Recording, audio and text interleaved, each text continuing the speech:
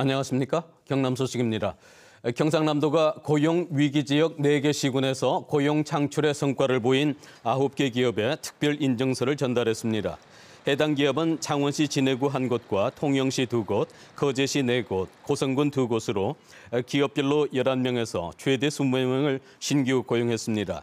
이들 기업에는 최대 5천만 원을 특별 지원하며 지방세 세무조사 3년 유예와 중소기업 육성자금과 금융권 대출에서 이자 혜택이 주어집니다. STX 조선해양이 싱가포르 선사와 계약한 5만 톤급 석유 화학 제품 운반선 3척에 대해 금융권이 선수금 환급 보증 RG를 발급했습니다. STX 조선은 이번 RG 발급으로 수주 잔량이 17척으로 늘어나 2020년 3분기까지 일감을 확보했습니다. STX 조선은 금융권이 올해 중반까지 RG 발급을 해주지 않았지만 연구개발센터와 플로팅독 2차 사원아파트, 진해 조선소 인근 행암공장까지 매각하면서 운영자금 부족 우려가 해소돼 RG를 발급받게 됐다고 설명했습니다. 오늘 아침 6시쯤 창원시 파룡동의 3층 식당 건물 1층에서 불이 났습니다. 불은 40여 분 만에 꺼졌지만 필로티 구조로 된 1층 주차장 일부와 2층 식당 주방 등 50제곱미터가 타 소방서 추산 2천여만 원의 재산 피해가 났습니다. 경찰과 소방당국은 1층에 있는 식당 수족관에서 전기적인 요인으로 불이 난 것으로 보고 정확한 화재 원인을 조사하고 있습니다. 10년이 넘도록 진척이 없는 창원시 회성동 복합행정타운 조성 사업이 본격적으로 추진됩니다.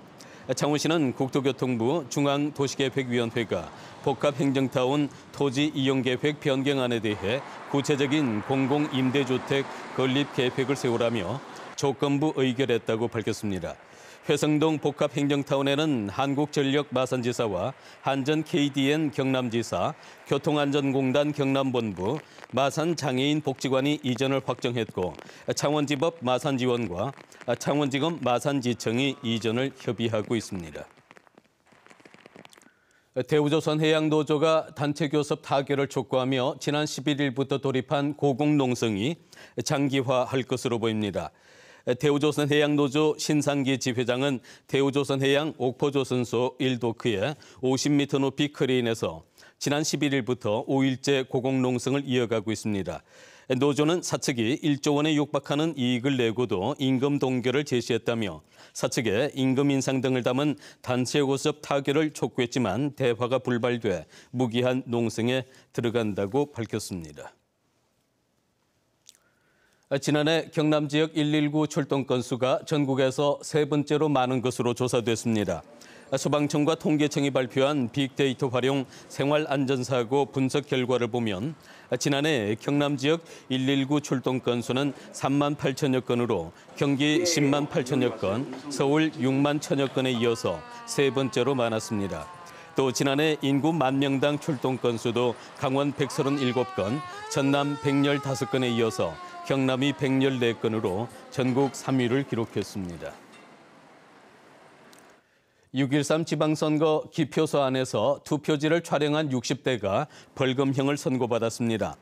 창원지방법원은 사전투표소에서 특정 후보에게 기표한 투표지를 휴대전화로 촬영하고 SNS 모임방에 게시한 A씨에 대해 벌금 50만 원을 선고했습니다.